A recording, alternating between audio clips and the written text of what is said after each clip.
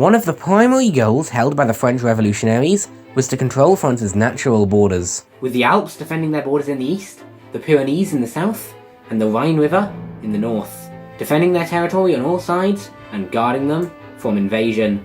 While the Pyrenees have been under their control for almost their entire existence, and the Alps have been on and off under their control for basically ever, the Rhine has proved more elusive. I'm about to tell you the story of how they took control of all three of these natural defences for one of the only points in their history. When I left off last time, France was facing counter-revolution all over the country and at war with all of Europe. It was going to be a real challenge if France wanted to make it out of this one alive.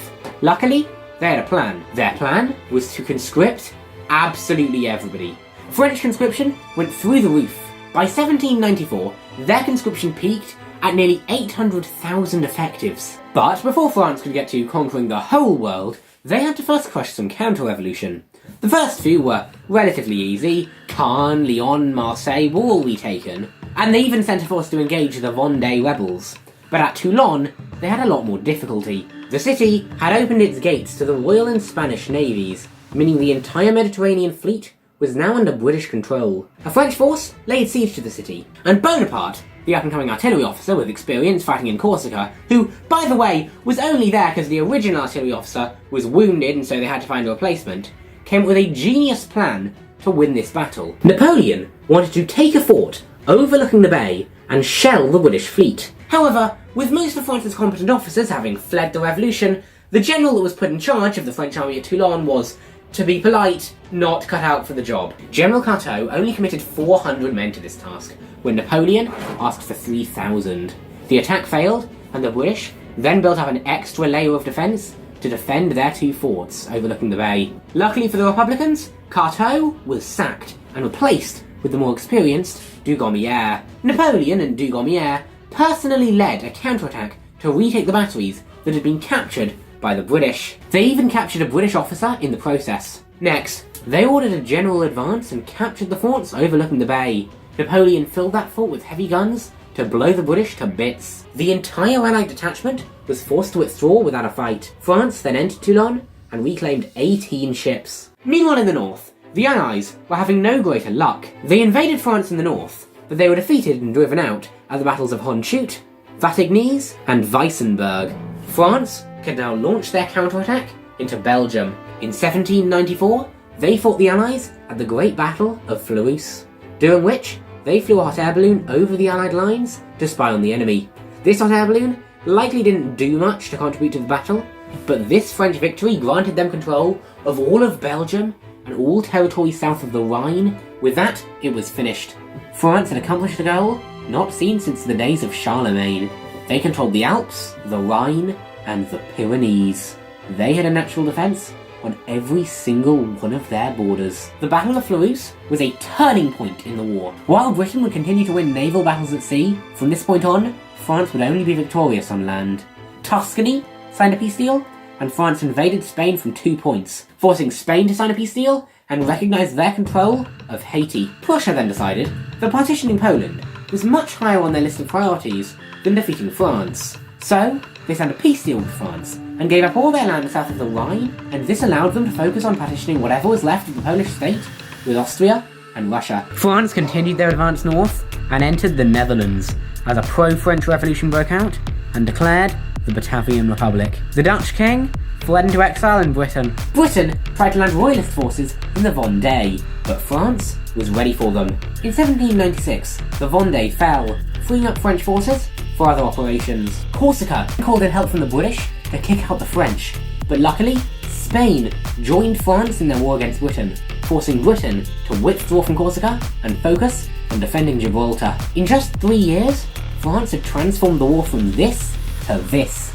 However, they did suffer a brief defeat in Germany. A French general allowed his colleague to be defeated, passed war plans to the Austrians, and then plotted a coup to overthrow the French government. However, someone suspected that he may be plotting a coup, and so he offered to resign. Alright, toodle pip. What? Bye? You don't want me back? No, goodbye. France may have suffered that brief setback, but it wouldn't matter. They had a plan to retake all the land they'd lost. A 3-point attack would go around both sides of Switzerland, meet up in the Tyrol, and attack Vienna. And the Italian front would be commanded by a man who until recently had not been given an assignment for 2 whole years. However, in 1795, a counter-revolution had broken out in Paris, and the French government needed somebody who was capable of crushing this revolution. Oh, if only there was a general who could put down this counter-revolution. Well, let's let the thing decide, shall we? What's it go? It's me! Napoleon took command of the city's troops and promptly crushed the rising. Had this rebellion never happened, Napoleon may never have been given an assignment ever again. In fact, Napoleon probably wouldn't be a name that any of us remember today. And the same thing, he would never have been given command at Toulon had it not been for that one officer who was wounded before him and forced them to replace him with Napoleon. It's crazy to think how many people could have become Napoleon had they simply gotten their big break. Anyway, Napoleon had his career saved and was given command of the army of Italy. In 1796, he launched his attack. He divided the Austrian and Piedmontese armies and took them on separately, forcing peace on Piedmont, the Pope, and Naples. He laid siege to the city of Mantua. One after another, 3 massive Austrian armies were sent to relieve the city. One by one, all of them were defeated. Some of the last actions of the war were the invasion of the UK. France had already sent troops to aid the Irish rebels, and they'd failed.